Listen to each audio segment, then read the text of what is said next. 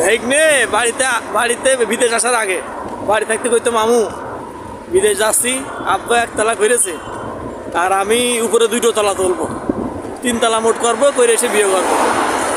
ওমা বিদেশে এসে যখন মনে করছে বেতন দেখলাম 1100 রিয়াল বেতন, তখন কাছে মামু উপরে 2 তলা তোলা সম্ভব না, ওই কোনো রকম 1 তলা আব্বা করেছে আর 1 তলা আমি করবো।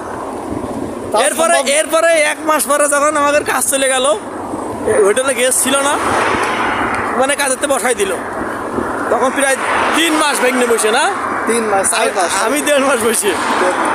তখন কইতো মামু 1 তলাও করা সম্ভব না, ঠিক আছে। আর এখন কাজ হচ্ছে, কিন্তু তারপরেও যে বেতন আছে পরিবেশে আছি, তাতে করে কয় যে মামু 1 তলা তো করা সম্ভবই না, বরঞ্চ আমার বাপ যে 1 তলা করেছে ওই 1 তলার পয়সা কিনে কখন আনতে হয় নাকি, তাই দেখো আমরা 800 টাকা কবে তুলবো আর বাড়ি কবে, আর ভাইগনি বিয়ে করবে কবে? হ্যাঁ, এটা কোনো কথা কন? আপনারাই কন। জীবনটা বিদেশ এসে মানে একদম দড়ি ছাড়া, বিষ ছাড়া জীবনটার আত্মহত্যা করে ফেলেছে, দড়ি বিষ ছাড়াই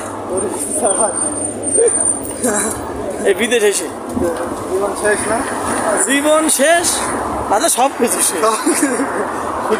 বর্ষা থেকে চালাইতে তোমার পিছনে যে মোটরসাইকেল উঠিলাম, বুঝেছো, মনে খুব ভালো লাগছে।